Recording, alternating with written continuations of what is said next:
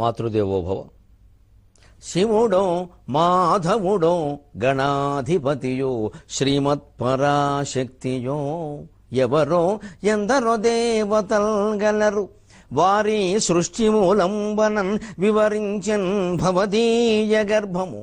అమ్మ శివుడో మాధవుడో గణాధిపతియో శ్రీమత్పరాశక్తియో ఎవరో ఎందరో దేవతల్ గలరు వారి సృష్టి మూలంబనన్ వివరించన్ భవదీయ గర్భము. నిజంబే దానికంటెన్ గురుప్రవరుండెవ్వడు దైవమెవ్వడు. నిజంబే దానికంటెన్ గురుప్రవరుండెవ్వడు దైవమెవ్వడు. మదంబా సృష్టి మూలంబదే మదంబా సృష్టి మూలంబదే. ఏబిఎన్ ఆంధ్రజ్యోతి ప్రేక్షక మహాశయులందరికీ నవజీవన వేదం అనే కార్యక్రమంలో 719వ భాగానికి స్వాగతం పలుకుతాం. యతియున్రాసయునేత్రయుగ్మముగా నన్నయ్య భట్టు కామధేనువు వంటి నన్నయ్య భట్టుని సాగర ఘోష కవి వర్ణిస్తున్నాడు. సంధ్యా సమయంలో పచ్చిక బయళ్లలో సంచారం చేస్తున్న కామధేనువులా ఉన్నాడు మా నన్నయ్య అంటున్నాడు. యతియున్రాసయునేత్రయుగ్మముగా సాయం వేళ కింజాయలో శృతి మార్గముల శబ్దమర్థమును సంశోధించుచున్ సాగుచున్ ద్యుతిమత్ క్షీరములు ఆర్ద్రభావములుగా దోసిళ్లలో నింపుచున్ గతి సాగించెడి పద్యధేనువు గతిన్ కన్పట్టు నన్నయ్యనా. పద్యధేనువు గతిన్ కన్పట్టు నన్నయ్యనా.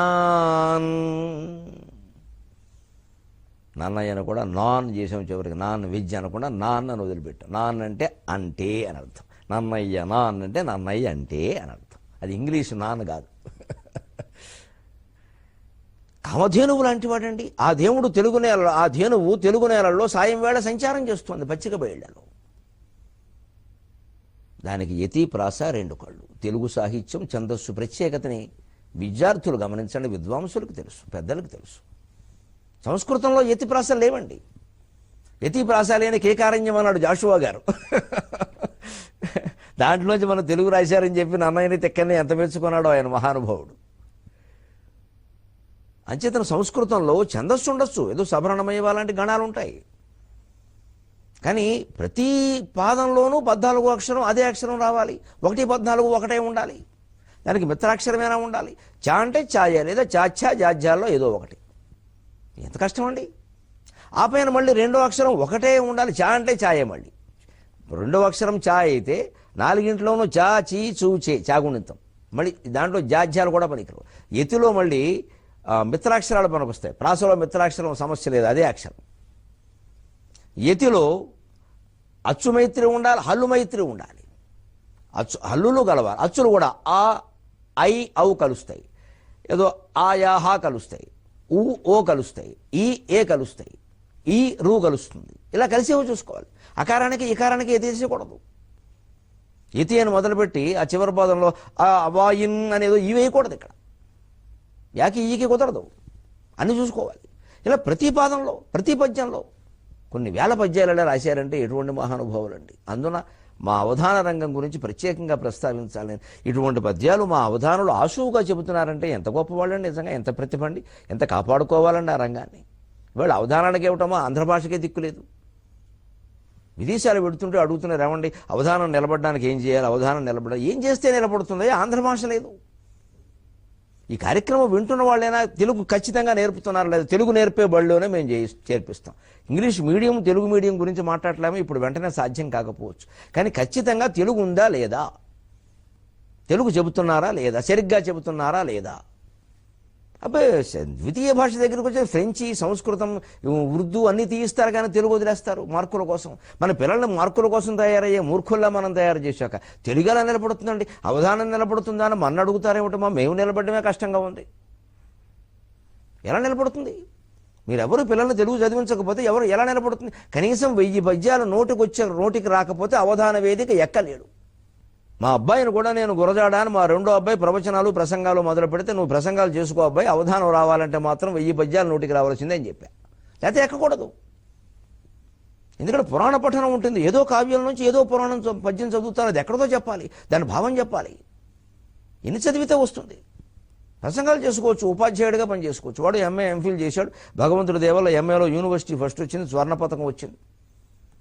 అమ్మవారి దయవల్ల నేను 30 ఏళ్ళకి సాధించినదని మావాడు 24 ఏళ్ళకే సాధించాడు. సుఖీభవ చిరంజీవ. మీ అందరూ ఆశీర్వదించండి. ప్రసంగాలు మొదలుపెట్టాడు. కాశీఖండం, శివానంద లహరి వీటి మీద ఈ మధ్య నెల్లూరులోను విశాఖపట్నంలో అక్కడ ప్రసంగాలు చేశాడు. యూట్యూబ్లో కూడా దొరుకుతున్నాయి. కానీ అవధానం కవిత్వం విషయంలో నేను ఒకటే చెప్పాను, మా అబ్బాయి అయినా సరే ప్రశ్న, కవిత్వం సహజంగా రావాలి, నువ్వు కృత్రిమ ప్రయత్నం చేయొద్దు. అది అందరికీ రాదు, వదిలేసేయి, నీకు రాకపోతే. కవిత్వం చదువుకోచాలు. అలాగే అవధానమే చేయాలనుంటే 1000 పద్యాలు నోటికి రాకుండా అవధాన రంగంలోకి దిగవద్దు. అంతేగాని ఏదో 4-5 అవధానాలు చేయడం, అక్కడి నుంచి బిరుదులు ఇప్పించడం, కంకణాలు వేయించడం, తర్వాత లంకణాలు అయిపోవడం కుదరదంటారు. అదే వారసత్వంగా వచ్చే ప్రక్రియ కాదు. ప్రసంగాలు వేరు, కాస్త ప్రయత్నం చేస్తే వస్తాయి. ప్రసంగాలు ప్రవచనాలు ప్రయత్నం చేస్తే ఎవరైనా చెప్పచ్చు, అది పెద్ద విషయం కాదు. అవధానం కవిత్వం చాలా కష్టం. అది భగవంతుడు ఇచ్చేటువంటి ప్రతిభ మనం చాలా మెరుగు పెట్టుకోవాలి. సాధ్యం చేస్తే రాదు, అది సాధన చేయాలి. కవితా కన్యక ఇంటి ఆడుబొడుచా కాకున్న నిల్లాలా కాక వశంబందున నుండు వారవనిత. వైద్యుల నారాయణదాసు గారని మహానుభావుడుండి స్వాతంత్ర సమర యోధుడు, 100 ఏళ్లు బతికిన వాడు నుజువీళ్ళు. ఆయన రాశాడు ఈ పద్యం. కవితా కన్యక ఇంటి ఆడుబొడుచా కాకున్న ఇల్లాలా కాక వశంబందున నుండు వారవనిత కాదట్టులు పూర్వ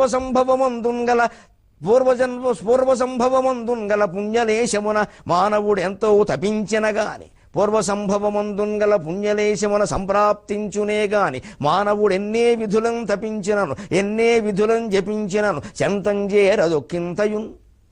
నువ్వు పిలిస్తే రావడానికి మీ స్నేహితురాలు కాదయ్యా, ఇచ్చే వచ్చేస్తున్నాను మిశ్రకాలు ఇస్తే రావడానికి. కవిత్వం అలా రాదన్నాడు ఆయన. కొన్ని జన్మల తపస్సు దానికి అవసరం అన్నాడు. అటువంటి కవిత్వం ఈ జన్మలో మా బోటిగాళ్ళకి అబ్బిందంటే మేము అదృష్టవంతులం. నిజంగానే మా కవిత్వం వల్లనే మా గొప్ప ధైర్యం, గొప్ప జ్ఞానం.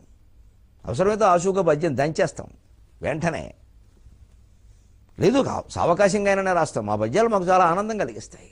క్రియేషన్, సృజనాత్మకత, మాకు ఆద్యుడు నన్నయ్య. అలాంటి సంస్కృతం అనే మహారణ్యంలోంచి ఛందస్సును తీసుకొచ్చి దానికి యతిప్రాసలైనటువంటి అలంకారాలు తొడిగాడండి మహానుభావుడు. యతియుంబ్రాసయున ఎత్రయుగ్మముగా సాయం వేళ కెంజాయలో, సాయం సంధ్యా సమయంలో లేత ఎరుపు రంగు కాంతులు భూమండలం మీద పచ్చిక బయళ్లలో పడుతూ కొత్త కాంతులు ఎన్నుతున్న ప్రదేశంలో, తెలుగు నేలల్లో, తెలుగు మాగాణాల్లో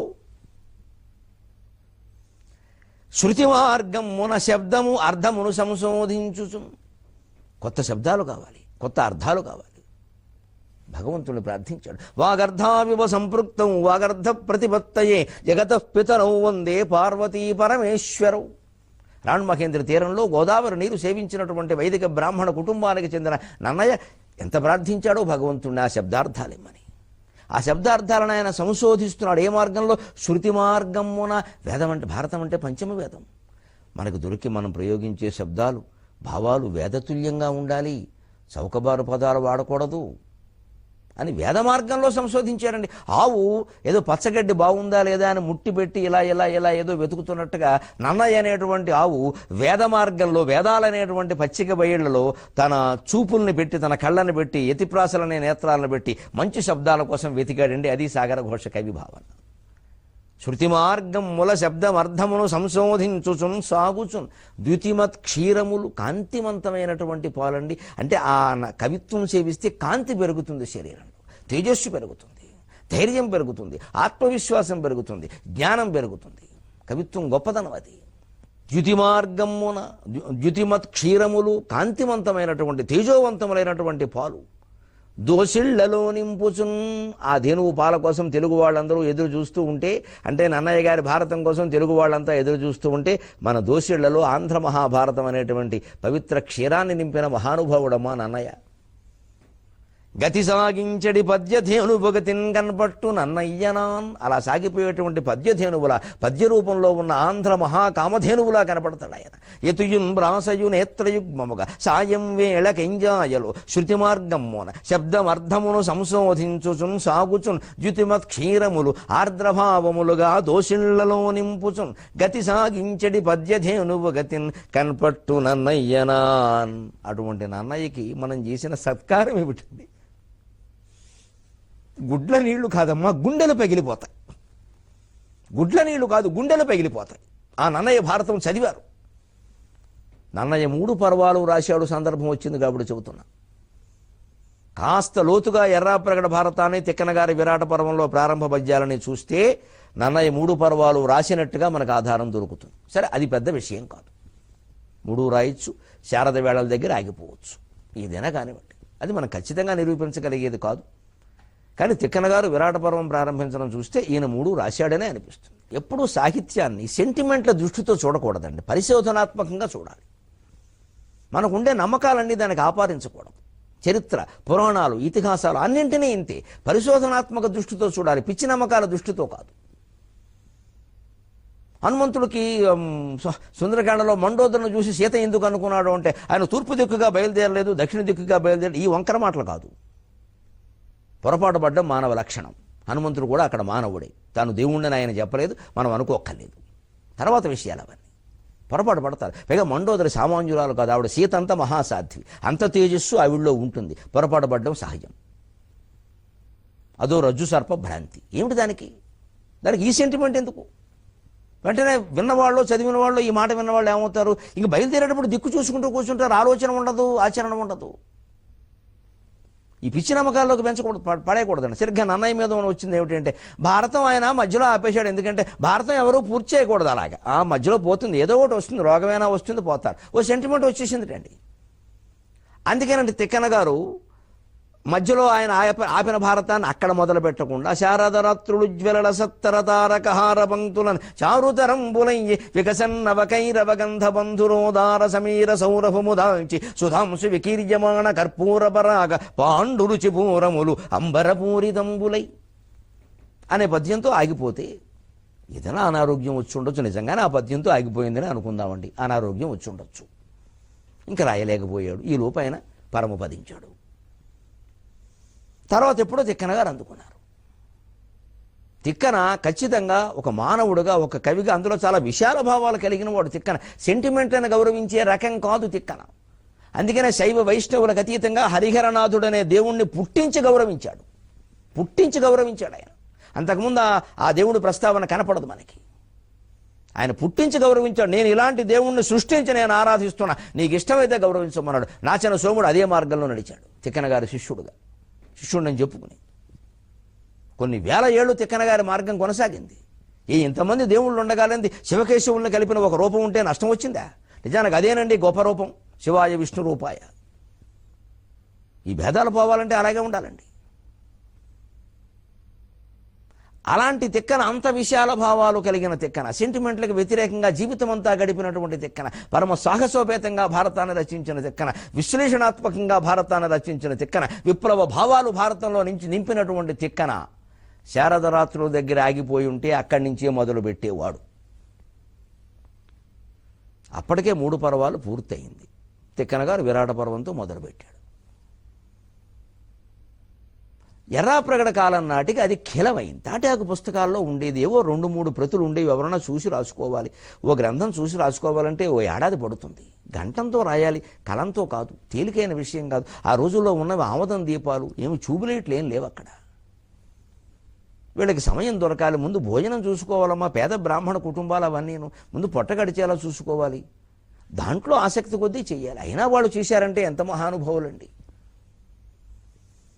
అది కిలమై చూరుల్లో పెట్టేవారు, ఎక్కడో పెట్టేవారు. అది కిలమైపోవడం వల్ల ఆ ఆకులు లేకపోవడం, వానక తడిసిపోవడం, చీకిపోవడం రకరకాలుగా అయిపోవడం వల్ల తర్వాత కాలంలో ఎర్రాప్రగడ చూసి అయ్యో తిక్కన గారు 4వ పర్వం నుంచి రాశాడు.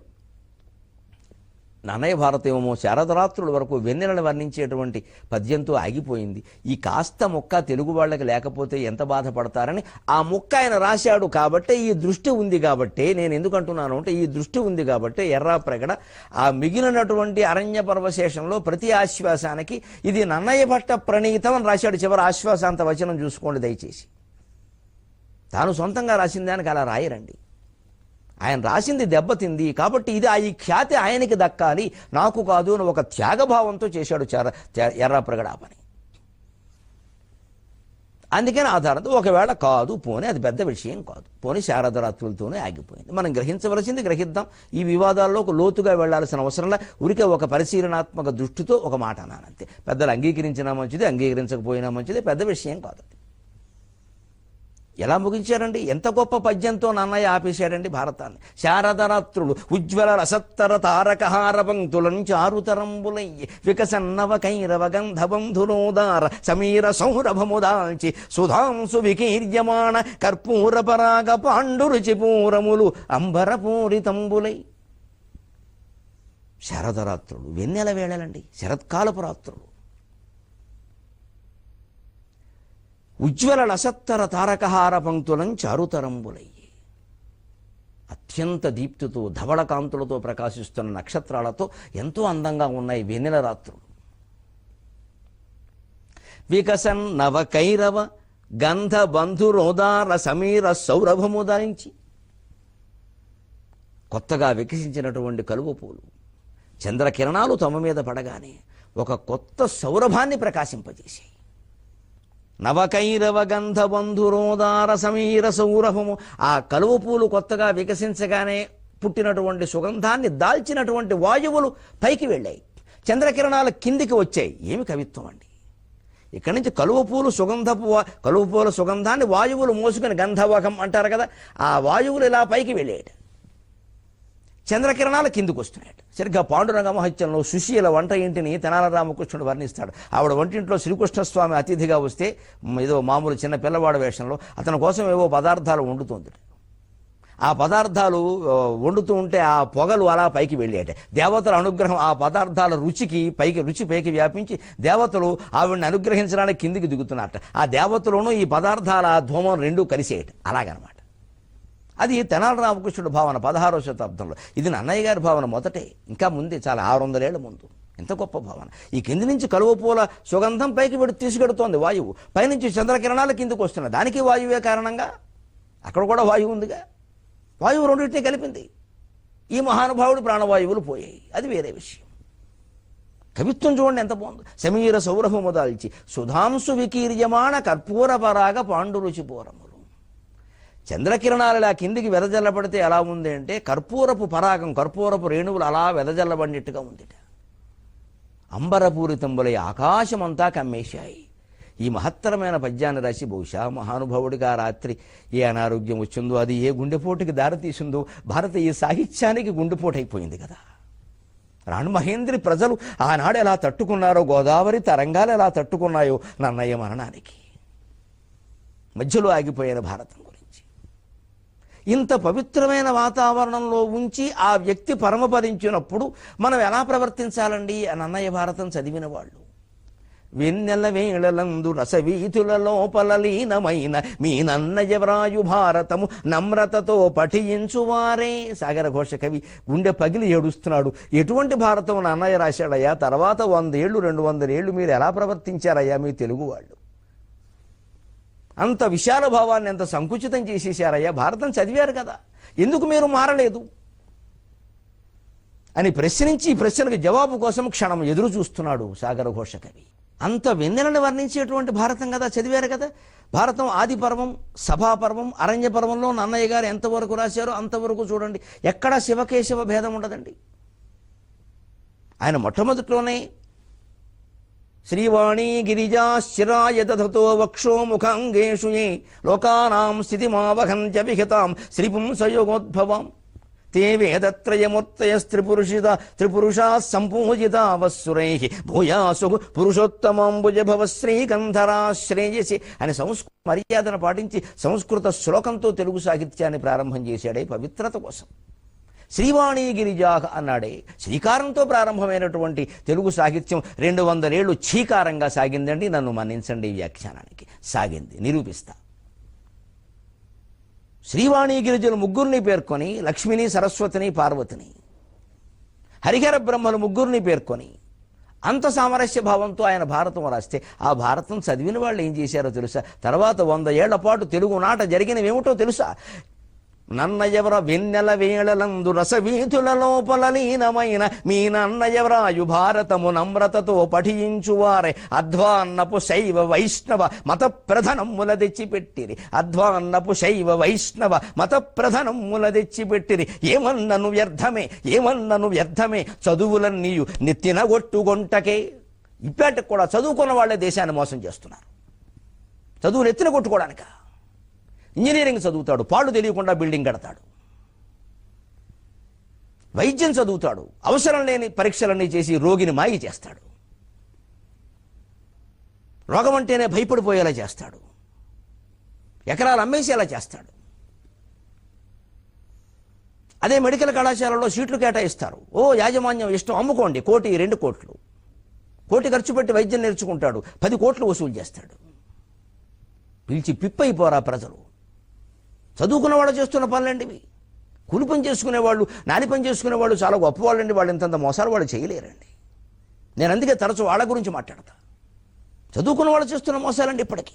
మరి ఆవేళ భారతం చదివిన వాళ్ళే. అప్పటికే శకుంతలోపాఖ్యానం రాశాడు, ఉదంకోపాఖ్యానం రాశాడు. అమృతాహరణం అండి, గరుత్మంతుడు కథ ఎంత గొప్పగా రాశాడు నాన్నయ్య. అమృతాహరణం. మన హృదయాల్లోకి అమృతం వంపలేకపోయాడు ఆ మహానుభావుడు. మన హృదయాల్లో విషమే వచ్చింది. గరుత్మంతుని కథ అమృతాహరణం చదివిన వాళ్ళు కూడా విషమే నింపుకున్నారు. మతద్వేషం, అడ్డబొట్లు, నిలువు బొట్టు గొడవలు ఇదివరకే చాలా చెప్పుకున్నాం. ఇంకా చెప్పుకోవడం దండగా. అవన్నీ ఇప్పుడే జరిగాయండి. ఈ 12వ శతాబ్దంలోని వీరశైవులు పుట్టారు, వీర వైష్ణవులు పుట్టారు, అద్వైతులు పుట్టలేదు, హిందువులు పుట్టలేదు, భారతీయులు పుట్టల. మతద్వేషం మూర్తిభవించిన మహానుభావులు పుట్టారు. చంపేయి, నరికేయి, కొట్టేయి, దూసేయి. శివుడు విష్ణువు సమానం అంటే 4 కోసేయి అంటే శివుడు నాన్న. మన శైవ పార్టీ వాళ్ళు వచ్చి రక్షిస్తారు, శైవపక్ష వాళ్ళు. లేదా విష్ణువుని పొగిడితే వైష్ణవులు వచ్చి రక్షిస్తారు. శివుడు విష్ణువు సమానం అంటే ఇద్దరు కలిసి గుద్దేస్తారు. ఇదే అండి భారతంలో చెప్పింది. ఏ కథలో భారతంలో ఈ విషయం ఉందండి? మతద్వేషం. నిర్గుణ నిరంజనమైన పరబ్రహ్మ పదార్థాన్ని పూజించమని నన్నయ్య గారు చెప్పాడే. 18 పర్వాలకి ప్రణాళిక మొట్టమొదటిలోనే రాసుకుని ఈ పర్వంలో ఇది చెబుతా, ఈ పర్వంలో ఇది చెబుతా, ఈ పర్వంలో ఇది చెబుతా అన్న మనిషి వెన్నెల వేళల్లో రసవీధుల్లో లీనమైపోతే 17 పర్వాల ఆయనకి దూరం అవ్వడమే కాకుండా 200 ఏళ్ల పాటు భారతం తెలుగు ప్రజలకు దూరం అయిపోయింది. మళ్ళీ తిక్కన పుట్టే వరకు ఏం పాపం చేసుకుందండి జాతి? అవగాహన లోపం, మూర్ఖత్వం తప్ప. నేను తరచూ కర్మకాండను ఎందుకు వ్యతిరేకిస్తానంటే ఇందుకమ్మా. కర్మకాండ ప్రాధాన్యం పెరిగితే, విగ్రహాల ప్రాధాన్యం పెరిగితే, తోమారల ప్రాధాన్యం, తులసిమాలల ప్రాధాన్యం పెరిగితే కలహాలు మిగులుతాయమ్మా. తత్వం నేర్చుకోవాలి, తత్వం నేర్చుకోవాలి. నువ్వు ఏ దండ వేశావు, ఎప్పుడు దండం పెట్టావు, ఇది ముఖ్యం కాదు. ఏ బుద్ధితో నువ్వు ఉన్నావు అనేదే ముఖ్యం. ఎన్ని కళ్యాణాలు చూసినా, ఎన్ని శోభనాలు చూసినా మన బుద్ధులు మారవు. మనం మార్చుకుంటేనే మారతాయి. కళ్యాణం జరిపించడమే గొప్ప, చూడడమే గొప్ప, వ్యాఖ్యానం చేయడమే గొప్ప, ఆ ప్రదేశంలో ఉండడమే గొప్ప. అప్పడాలు ఒడియాల మాటలు ఇవన్నీ ఆత్మజ్ఞానం మాటలు కావు. నేను ఎట్టి పరిస్థితుల్లో ఒప్పుకోను. నన్ను వినేసినా మంచిదే, బహిష్కరించిన మంచిదే యావత్ హైందవ సమాజం నుంచి. ఈ కంఠం చైతన్యం కోసం పోరాడుతూనే ఉంటుంది. మా అమ్మవారు నాకు చెప్పింది అదే. చైతన్యవంతులైన ప్రజలు నాకు 10 మంది చాలు, 1,00,000 మంది అవసరం లేదు. తుమ్మలు ఎవడికి కావాలి? అంబుధి దాటగలిగిన ఆంజనేయుడు కావాలి. అదే జరిగింది అన్యాయం. 2 ఏళ్ళు, 200 ఏళ్ళు. వెన్నెల వేళలందు రసవీధుల లోపల లీనమైన మీ నన్నయవరాజు భారతము నమ్రతతో పఠించువారు. మళ్ళీ అందరూ భారతం చదువుతారు. నన్నయ్య గారు చాలా గొప్పగా రాశారండి. కానీ గొడవలు ఏమిటో తెలుసా అమ్మ?